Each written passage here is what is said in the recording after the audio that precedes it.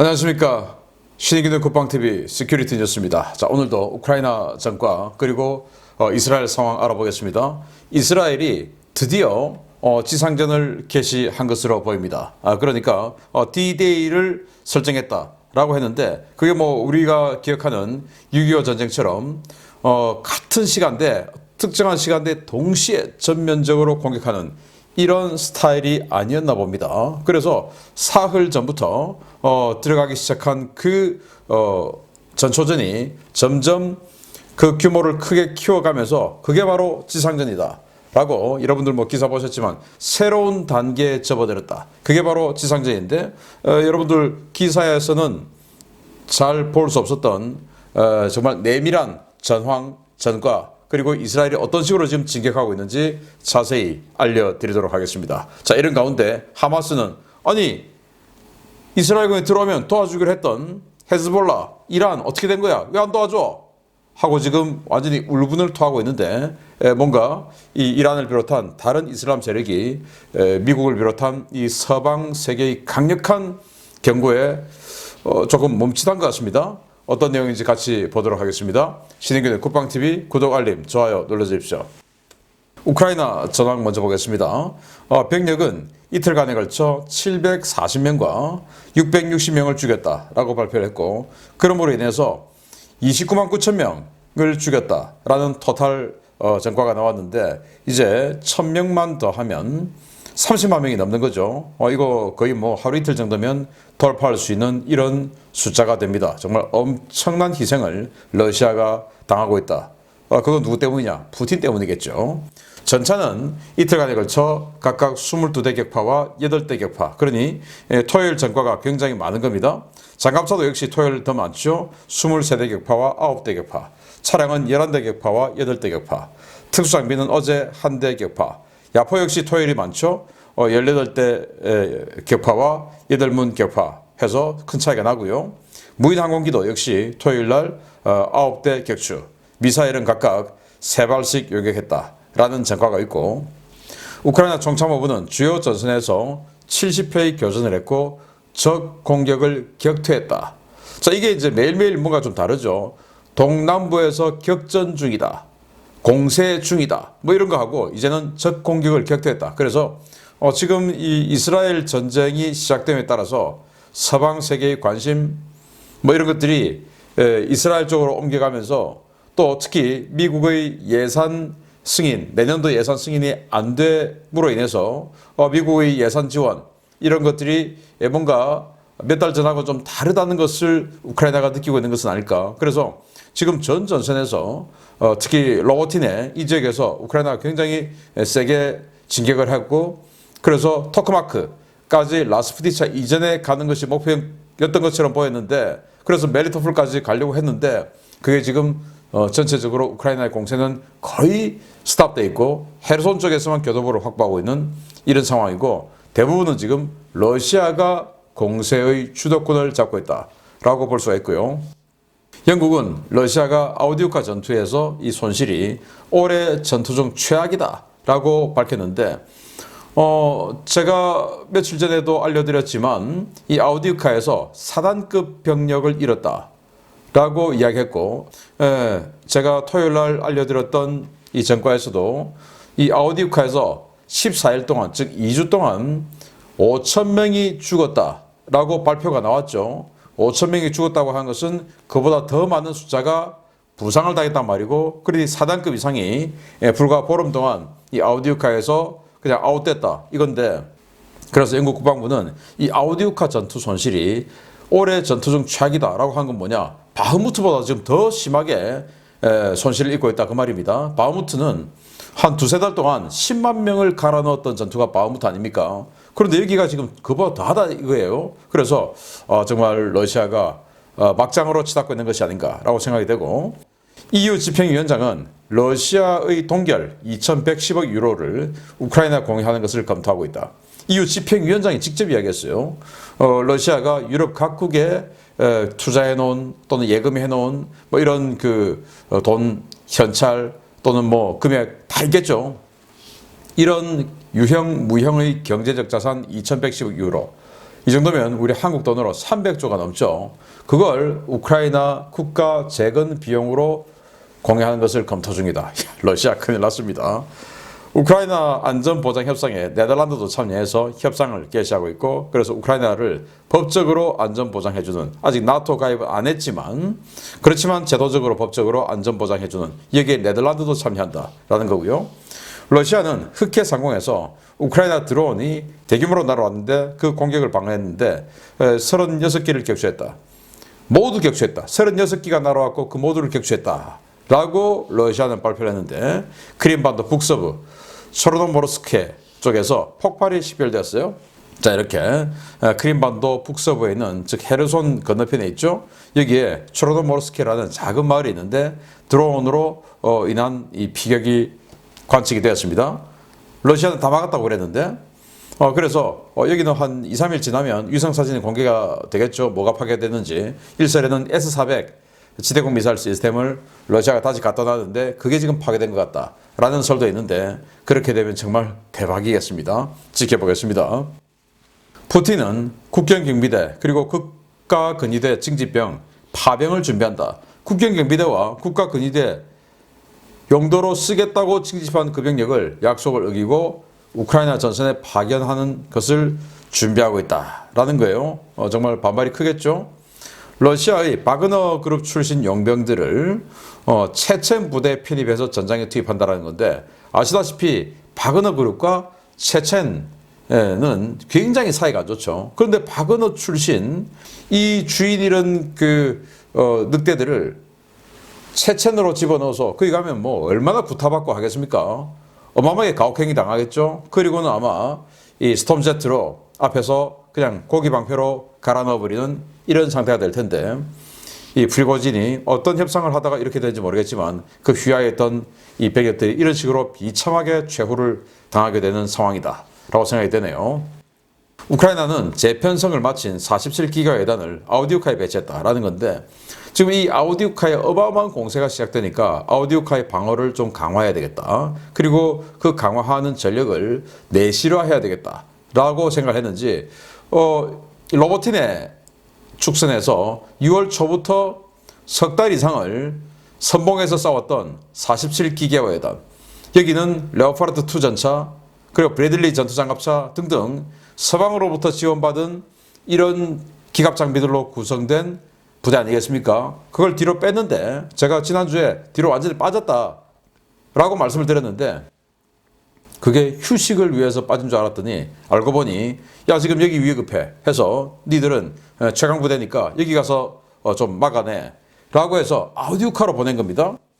여기 부대 배치도가 있는데 정말 뭐 많은 부대들이 양측이 지금 대치를 하고 있죠. 그 중에서 바로 이 부대, 여기 있는 이 부대가 47기계화 예단이에요. 그래서 지금 후속에서 이선에서 지금 이쪽에서 치고 나오는 이 러시아군을 방어하는 이런 역할을 하고 있다라는 거예요. 그 정도로 이 아우디우카가 지금 세게 부딪히고 있다. 저는 왜 이렇게 아우디우카가 세게 부딪히고 있냐? 지금 러시아는 이 휴전을 뭔가 염두에 두고 있는 것 같아요. 그런데 휴전을 하면 바로 이 아래가 도네츠크주의 주도 도네츠크시죠. 그런데 이 아우디우카를 자신들의 손에 넣지 않으면 도네츠크의 이 주도인 도네츠크시가 그 시의 경계선 자체가 그냥 국경선처럼 여겨질 수 있으니 얼마나 불안하겠습니까? 이를테면 우리 수도 서울이 바로 은평구, 강북구, 북쪽이 그냥 바로 그냥 북한이다 이렇게 생각한다면 끔찍한 거죠. 그래서 그 중간에 완충 지역을 좀 확보하기 위해서 이렇게 아우디우카에 어마어마한 전력을 투입하는 건 아닌가라고 생각이 되는데, 여기는 뭐 지금 1년 8개월 동안 이러고 있는데 아직도 러시아가 원하는 바를 성취하지 못하고 있는 전략 요충지인데, 우크라이나도 뭔가 다급하다라고 생각이 됐는지 47기가 예단을 로보틴에서 빼서 이쪽으로 투입을 했습니다. 자, 러시아는 아우디우카의 공세를 재개했고 5개 방면에서 훅 치고 들어갔는데 모두 실패했다. 그래서 여기 뉴욕타임즈 책파로 지도를 보면 이쪽에서, 그리고 또 이쪽으로 쑥 치고 들어 중심으로 치고 들어갔어요. 그리고 여기 또 북쪽에서 뭐 양 사방에서 지금 치고 들어갔는데 다 실패했다. 그리고 이제 지난 주말 지도를 보면 이 오피트네가 있어요. 여기서 이만큼이 러시아 영역이었는데 밑으로 쑥 내려간 것을 볼 수 있고, 그래서 일진일퇴 하고 있는 양측임을 알 수가 있는 지도입니다. 그리고 ISW는 우크라이나가 바흐무트와 로보티네 일대에서 미미한 성과를 거뒀다 라고 하길래, 여기 보시면 미미한 성과죠. 그래서 미미하다는 것은 아주 적은 성과다라는 거죠. 그래서 지도를 보니까 정말 제 눈으로는 확인할 수 없었어요. 얼마나 밀고 당겼는지. 그 정도로 그냥 미미한 성과를 거뒀다, 조금 우세하다, 뭐 이 말이 되겠죠. 자, 이렇게 해서 우크라이나 전과 전선 상황 봤고요. 이제 이스라엘 개전한 상황, 진짜 지상전 개전했습니다. 보겠습니다. 지난 주말 이스라엘이 제한적 지상작전을 실시했다는 소식, 많은 매체를 통해 전해 들으셨을 겁니다. 이스라엘이 가자지구 북부 지역에서 제한적 공세를 통해 단 몇 시간 만에 3km를 밀고 들어가 지상군 진공을 위한 교도보를 만들었습니다.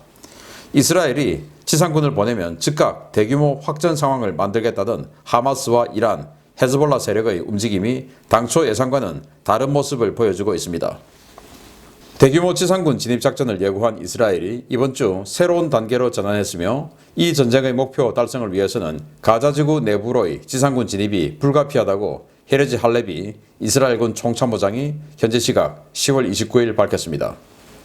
할레비 총참모장은 29일 아침 공개된 영상 메시지를 통해 우리 군은 가자지구에서 하마스의 완전한 해체, 국경 안정화, 모든 인질의 귀환을 목표로 최선의 노력을 다하고 있다 라며, 개전 3주가 지났다. 모든 전쟁에는 단계라는 것이 있으며 오늘부로 이스라엘군은 새로운 단계로 전환한다 라고 밝히며 지상전이 본격화될 것임을 시사했습니다. 실제로 이스라엘군은 27일부터 28일 오전까지 실시된 지상작전을 통해 가자지구 북부 2개 지역에 교도보를 확보했습니다. 이스라엘군은 가자 북부 해안지역의 아스 시아파 일대에 약 3km, 북부 내륙 지역의 베이트 하논 일대에 약 1km의 교도보를 만들었습니다. 가자지구 북부에 교도보를 확보한 이스라엘군은 진격을 멈추고 교도보를 정비하면서 노스 가자 일대 팔레스타인 무장 세력들의 거점들을 전차포와 대전차 미사일 등으로 정밀 타격하고 있는데요.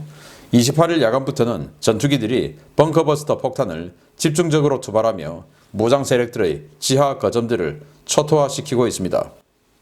이스라엘군 관계자는 현재 매체들의 28일 하루에만 벙커버스터 폭탄을 이용해 150개소 이상의 지하 표적을 파괴했다라며, 테러리스트들의 거점은 그것이 지상에 있든 지하에 있든 모두 발각될 것이며 철저하게 제거될 것이라고 밝혔습니다. 이스라엘군의 지상 공격이 본격화되면서 확전에 대비한 서방 세계의 대규모 지원 부대도 하나둘씩 이스라엘 주변에 집결하고 있습니다. 현재 시각 10월 28일 드와이트 D 아이젠하워 항모전단이 지브랄터 해협을 통과해 지중해에 진입했고, 아이젠하워 전단의 이동에 맞춰 나토 연합 함대도 지중해에서 진영을 갖추어 동진을 시작했습니다. 현재 몰려들고 있는 나토 연합 함대의 규모는 과거 나토가 시리아나 리비아를 공습했을 때와는 비교할 수 없을 정도로 대규모인데요. 지원함까지 포함해 40여 척 가까운 함정들이 동부 지중해로 속속 몰려들고 있습니다. 상황이 이렇게 되자 하마스는 현지 시각 10월 28일 밤 알까삼 여단 대변인 아부 오바이다 명의의 성명을 발표하고 아랍군을 맹비난했습니다. 그는 연일 공세 위협을 가하는 적들에게 이제 그들의 무적 신화는 끝났다라고 말해주고 싶다라며, 우리는 싸워야 한다. 우리 움마 모든 형제들이 일어서 싸우기를 촉구한다 라고 말했습니다. 그는 아랍 세계와 이슬람 국가들에게도 한마디 한다. 우리는 당신들이 무슬림 아이들을 구하기 위해 군대를 동원하지 않을 것이라는 사실을 잘 알고 있다. 우리는 당신들이 너무 나약해 빠져 가자지구에 인도적 구호품이 실린 트럭 한 대 보내지 못하는 사실이 큰 충격을 받았다 라고 성토했습니다. 이는 이스라엘의 가자지구 지상군 투입이 시작되면 당장 하이파에 미사일을 쏘고 대규모 군대를 동원해 이스라엘을 치겠다고 호언장담했던 이란과 헤즈볼라, 시리아와 이라크의 무장 세력들을 원망하는 메시지로 풀이되는데요. 실제로 이들 세력은 이스라엘 지상군 투입이 시작된 지 3일이 됐지만 로켓과 박격포를 쏘는 등의 제한적 도발 외에는 이스라엘을 상대로 그 어떤 고강도 무력 공격을 하지 않고 있습니다. 이스라엘은 28일부터 가자지구 북부에 하마스의 만행과 비인도적인 범죄 행위들을 폭로하며 민간인들에게 하마스와 협력하지 말고 최대한 빨리 남쪽으로 도망가라는 전단을 다시 뿌리기 시작했는데요. 부디 이번 지상작전을 통해 가자지구의 선량한 민간인들이 최대한 목숨을 보전해 극단주의 무장단체의 억압과 폭정으로부터 해방되기를 기원하겠습니다. 네, 이스라엘이 메르카바 전차를 앞세우고 양사방에서 확 치고 들어가는 그런 지상전이지 않을까라고 생각했는데 그게 아니고 스리슬쩍 어물쩡 지상전 시작됐어. 이렇게 된 거죠. 저는 이게 이스라엘의 전술이라고 봅니다. 왜냐? 이란이 지상전 시작하면 하이파에 미사일 때릴 거야 라고 했는데 이란이 봤을 때 뭐지 시기를 놓쳐버리는 이런 작전이 아닐까. 뭔가 지상전을 하면은 이스라엘 향해서 강력한 공격을 가하기로 호언장담했는데 이게 지금 한 건지 지금 이 상황에서 공격을 해야 되는 건지 그렇지만 알고 보면 공격을 한 거고 이런 장면을 연출한 게 아닌가라고 생각되고 굉장히 전략적이고 슬기로운이라 생각해요. 그래서 이 가자지구 지도를 보면 여기 이 가자지구의 북서쪽 끝 해안지역이죠. 여기에서 지금 교도보를 3km 쑥 파고 들어갔고 또 북동쪽 끝 내륙지역이죠. 여기에서 또 교도보를 또 훅 치고 들어가서 이 개활지 농경지죠. 여기에다가 지금 기갑부대를 직결시키고 있고 여기도 마찬가지로 기갑부대를 직결시키고 있어요. 이렇게 북서쪽 끝, 북동쪽 끝 이렇게 양쪽에 교도보를 마련하고 똑같이 치고 내려가는 제가 어제 심층 분석을 통해서 분석해드린 바로 그 장면이 연출되고 있는 것 같고 특히 이 북서쪽 같은 경우는 해안지역으로 들어가면서 군함을 해안지역에 배치를 하면서 군함의 화력 지원 어모 이런 것도 같이 또 받으면서 들어가는 것 같습니다. 이 3km 이 정도가 사실은 굉장한 거예요. 왜냐? 가자지구 자체가 중심이 길이가 42km예요. 그런데 그 중에서도 지금 여기는 1차 작전이 와디가자 이 지역을 중심으로 북쪽만 하는 거죠. 그러니 한 20km 정도가 진격의 목표인데 물론 시가전은 안 했지만 어쨌든 3km는 일단 들어갔다. 자, 그러면 여기에 이제 이 시가지가 있는데 여기도 완전히 지금 초토화 작전을 하고 있어요. 병력을 투입해서 하나하나 건물을 수색하고 클리어하고 지하시설을 확인하고 이게 아니고 그냥 완전히 그냥 아예 다 없애고 있습니다. 그런데 아무 건물이나 다 없애냐? 그건 또 아니에요. 이스라엘이 스카이락 3 이 정찰 드론 이게 이스라엘 군이 사용하는 대대급 무인 정찰기인데요. 이게 지금 우크라이나 전장에서 우크라이나 군이나 러시아 군이 사용하고 있는 이 민수용 드론을 활용한 그 정찰 이거하고는 차원이 다른 거예요. 왜냐? 이거 원래부터 군용으로 만들었으니까 탐지 장비가 아주 정밀하고 이건 또 야간에도 탐지할 수 있는 이 적외선 탐지 능력도 가지고 있고 열영상 장치가 다 있죠. 그래서 쭉 들어가서 일단 봅니다. 적을 확인합니다. 이 시설이 이건 지금 모래주머니를 쌓아놓은 진지야. 그러면 주택 또는 이 민간 연립주택으로 보이는 이런 건물 앞에 모래주머니를 쌓아놓은 진지가 있다. 이거는 이 건물은 군사적으로 사용되는 거야. 그럼 타격. 여기다가 때려버리는 겁니다. 또 그들이 지금까지 확인하고 있는 이 가자지구 내의 지하시설 지도가 있겠죠. 그 위에 있는 이 건물들을 타격하고 그런 것들에 민간이 있는지 없는지 또 확인하고 타격하고 없어 타격. 이런 식으로 가는 거예요. 그러면서 자 지금 이렇게 가자지구 북부 지역에 어마어마한 벙커버스터 공습이 진행되고 있는데 지금 여기 사진만 해도 4발이 지금 동시에 떨어지고 있죠. 이 동영상 보면 조금 있다가 또 한 서너 발이 동시에 또 터집니다. 그리고는 한참 후에 또 유폭이 일어난 게 봐요. 유폭이 일어난 건 뭐냐? 지하시설에 있는 뭔가 큰 탄약고라든지 이런 게 터졌다. 그렇게 볼 수 있는 거 아니겠습니까?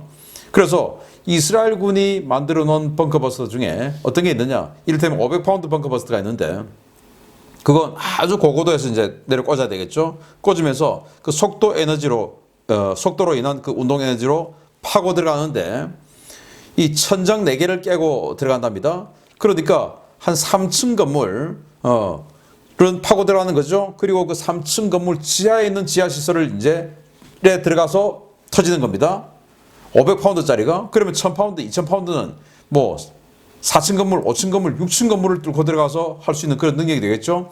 그래서 3층 건물 저 이 지도상에 보면 저 3층 건물 밑에 지금 지하시설 터널이 있어. 그럼 저 건물 내리 부숴.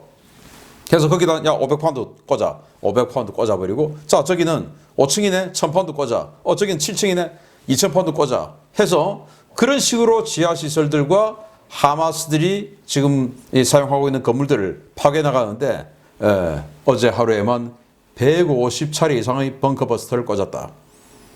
150개의 건물이 파괴됐단 말이고 그리고 그 150개 포인트의 지하시설 터널이 파괴됐다 이거예요. 그래서 뭐 터널로 들어가서 하나하나 이제 클리어하고 이게 아니더라 이겁니다. 그래서 가자지구 북서부 지역의 도심 블록 초토화 모습인데 비포 애프터예요. 자 여기 좀 이따 사진 확대될 텐데 비포 사진을 보면 아주 그냥 쾌청하죠. 그리고 건물들이 반듯반듯한 걸 볼 수 있는데 애프터 완전히 지금 절반 이상의 건물이 파괴되어서 뭉툭해진 것을 볼 수가 있습니다. 이런 식으로 완전히 지금 초토화시키고 있어요. 초토화. 정말 뭐 어마어마한 폭격을 가하고 있는데 이렇게 완전히 초토화시키고 나서 일시에 기갑부대, 기계화부대를 집어넣겠다. 이거인 거죠. 그래서 우크라이나를 침공했던 러시아의 그런 전략하고는 차원이 다른 그런 이 강력한 공세를 퍼붓고 있다. 자 그러면 또 미국을 비롯한 서방 세계는 가만히 있냐? 아니죠.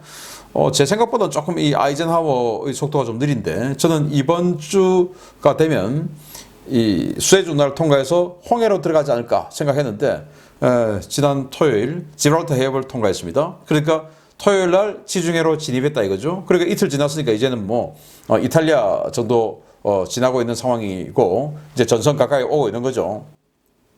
이런 상황이다. 간판 보시면 전투기 완전히 그냥 가득 있습니다. 완전히 풀무장으로 온 것을 볼 수가 있고 자 그러면 이 아이젠하워 전단만 오냐? 아니에요. 미 서부 해안에서 샌디에고에서 칼빈슨 항모전단이 예정보다 훨씬 일찍 출발했어요. 그래서 지금 하와이를 지난 주말에 하와이 지났다라는 그 정보가 들어왔는데 그러면 지금 또 한 2, 3일 지나니까 이제는 하와이 훨씬 지나서 거의 뭐 하와이와 괌의 중간 지역까지 도달했다라고 볼 수 있고요. 저는 이 칼빈슨이 그럼 어디 가냐? 저는 칼빈슨이 페르시아만으로 가지 않을까. 계속해서 남중국해로 들어와서 말라카협 통과해서 페르시아만으로 칼빈슨이 가고 아이젠하워 그리고 지금 거기 있는 제라드 포드 이 두 척의 항모는 레바논 남부 지역에 있는 헤즈볼라 그리고 시리아 민병대들 여기를 집중적으로 공격하는 임무를 가지지 않을까라고 생각하는데 자 여기뿐만 아니고 이 나토 함대들이 어마어마하게 지금 집결하고 있어요. 자 보시면 이 제라드 포드 전단에 이 항모 외에 4척의 방공함이 이지스함이 붙었어요. 그리고 아이젠하워 전단에도 4척의 이지스함이 붙어 있어요. 그리고 6함대 지중해를 관장한 6함대 여기도 6척의 이지스함이 있어요. 그리고 나토 2함대 있어요. 나토 2함대 방공함 4척 이지스급의 방공함이죠. 4척 그리고 이 호위함 2척에서 6척의 나토 2함대가 있고 프랑스 상륙전단이 있는데 여기 이제 미스트랄급 강습 상륙함에다가 방공함 하나, 호위함 하나 해서 2척의 전투함이 또 붙어 있고 이와 별도로 유엔 평화유지함대가 또 6척이 있는데 이 유엔 평화유지함대를 뺀다 하더라도 이 나토, 미국 이 함대만 쳐도 전투함이 우리 세종대왕 그 정도 되는 그런 이지스급 전투함이 무려 23척, 항모 2척, 항모급 강습 상륙함 미국 하나, 프랑스 하나 해서 2척, 그리고 대형 상륙함 2척, 그리고 이제 군수지연함 해서 총 40여 척의 어마어마한 함대가 지금 이 동지중해로 집결하고 있다. 이러니 이제 이란 등등 뭐 못하는 거죠. 자, 이 하마스가 얼마나 비열한지 하면 이 하마스 지통실이 지휘통제실이 이 병원의 지하에 있답니다. 지하시설에 지통실을 꾸려놨는데 보시다시피 이 병원 얼마 전 큽니까? 야 이건 무슨 뭐 우리나라 아산병원만 해보이는데요. 이 어마어마한 병원의 지하시설에 자기네들의 지휘통제시설을 꾸려놓고 있다 이거예요. 그러면 이스라엘 여기를 때리면 어떻게 됩니까? 환자가 있겠죠 여기. 환자를 방패로 지금 자신들이 숨어있다. 이런 비열한 자들이에요. 그걸 지금 이제 이스라엘은 삐라를 뿌려서 절대 가만두지 않는다. 그리고 우리 이 정도 죽였다 하마스 지휘부들 하고 계속 지금 보내고 빨리 남쪽으로 피신하라 라는 삐라를 뿌리고 있는데 지금 이제 하마스는 이 대변인을 통해서 아니 왜 이슬람 세계가 약속한 대로 안 해주냐? 왜 또 지원은 안 해주냐? 왜 당신네들을 구호품 트럭 한 대도 보내주지 않냐? 구호품이 많이 와야 많이 띵겨 먹겠죠. 뭐 은닉하고 숨겨서 호주머니로 넣을 게 많겠죠. 그게 이제 좀 아쉬운 거죠. 지금 그 남부 지역으로 해서 가자지구 남쪽 라파 지역으로 해서 하루에 100대에서 150대의 트럭이 들어가는데 이 230만 명의 구호를 해주기에는 100대 150대 트럭으로 뭐 완전히 그냥 장독대 설탕 한 스푼 붓는 것처럼 흔적도 없이 사라져 버리겠죠. 자기네들 떼먹을 게 없는 거죠. 왜 구호품 안 대주고 왜 병력 투입 안 하냐라고 계속 지금 하고 있을 정도로 뭔가 이스라엘이 이거 지금 공격하는 거 맞냐? 라고 하면서 지금 공격을 해버린 겁니다. 이제 본격적으로 전투가 정말 세게 계속 벌어질 것 같은데 제가 저희 연구원들이 열심히 서치해서 여러분들께 계속 알려드리겠습니다. 신인균의 국방TV 구독, 알림, 좋아요 눌러주십시오.